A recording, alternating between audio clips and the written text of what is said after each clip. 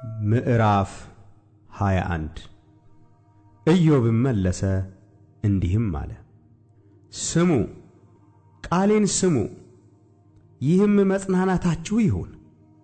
እናገር ዘንድ ተውኝ፣ ከተናገርኩም በኋላ ተሳለቁ። በውኑ የሐዘን እንጉርጉሮዬ ለሰው እናገራለሁን? አለመታገስ ስለምን አይገባኝም? ወደ እኔ ተመልከቱ ተደነቁም፣ እጃችሁንም ባፋችሁ ላይ አኑሩ። እኔ ባሰብሁ ቁጥር እጨነቃለሁ፣ ጻዕርም ሥጋዬን ይይዛል። ስለምን ኀጢአተኞች በሕይወት ይኖራሉ? ስለምንስ ያረጃሉ? በባለጠግነትስ ስለምን ይበረታሉ? ዘራቸው ከእነርሱ ጋር ጸንቶ ይኖራል፣ ልጆቻቸውም በዓይናቸው ፊት ናቸው። ቤታቸው ከፍርሃት ወጥቶ የታመነ ነው፣ የእግዚአብሔርም በትር የለባቸው። ኮርማቸው ይወልዳል፣ ዘሩንም አይጥለውም። ላማቸውም ትወልዳለች፣ አትጨነግፍም። ሕፃናቶቻቸውን እንደ መንጋ ያወጣሉ፣ ልጆቻቸውም ይዘፍናሉ። ከበሮና መሰንቆ ወስደው ይዘምራሉ፣ በእምብልታ ድምፅ ደስ ይላቸዋል። ዕድሜያቸውንም በተድላ ይፈጽማሉ፣ ድንገትም ወደ ሲኦል ይወርዳሉ። እግዚአብሔርንም ከእኛ ዘንድ ራቅ፣ መንገድህን እናውቅ ዘንድ አንወድም። እናመልከው ዘንድ ሁሉን የሚችል አምላክ ማን ነው?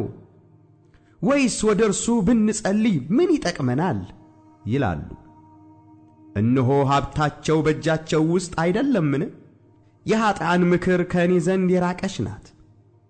የኀጥኣን መብራት የጠፋው መቅሰፍትም የመጣባቸው እግዚአብሔርም በቁጣው መከራ የከፈላቸው በነፋስ ፊት እንደ ገለባ አውሎ ነፋስም እንደሚወስደው ትቢያ የሆኑ ስንት ጊዜ ነው?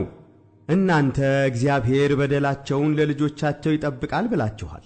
እነርሱ ያውቁ ዘንድ ፍዳን ለራሳቸው ይክፈል። ዐይኖቻቸው ጥፋታቸውን ይዩ፣ ሁሉን ከሚችል አምላክ ቁጣ ይጠጡ። የወራታቸውስ ቁጥር ቢቈረጥ ከእነርሱ በኋላ የቤታቸው ደስታ ምን ይሆናቸዋል? ከፍ ከፍ ባሉትስ ላይ ለሚፈርድ ለእግዚአብሔር በውኑ ሰው ዕውቀትን ያስተምራልን? አንድ ሰው በሰላም ተዘልሎ ሲቀመጥ በሙሉ ኃይሉ ሳለ ይሞታል፣ በአንጀቱም ውስጥ ስብ ሞልቶአል፣ የአጥንቶቹም ቅልጥም ረጥቦአል። ሌላም ሰው መልካምን ነገር ከቶ ሳይቀምስ በተመረረች ነፍስ ይሞታል። በአፈር ውስጥ በአንድ ላይ ይተኛሉ፣ ትልም ይከድናቸዋል። እነሆ ሐሳባችሁን የመከራችሁብኝንም ክፉ ምክር አውቄዋለሁ። እናንተ የከበርቴው ቤት የት ነው? ኀጢአተኛውም ያደረበት ድንኳን የት ነው ብላችኋል። መንገድ አላፊዎችን አልጠየቃችሁምን? ምልክታቸውን አታውቁምን? ኀጢአተኛው በመቅሰፍት ቀን እንደ ተጠበቀ በቁጣው ቀን እንደሚድን መንገዱን በፊቱ የሚናገር ማን ነው? የሠራውንስ የሚመልስበት ማን ነው?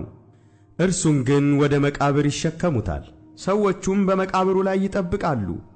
የሸለቆ ጓል ይጣፍጥለታል፣ በኋላውም ሰው ሁሉ ይስባል። በፊቱም ቁጥር የሌለው ጉባኤ አለ። የምትመልሱልኝ ውስልትና ነውና በከንቱ እንዴት ታጽናኑኛላችሁ?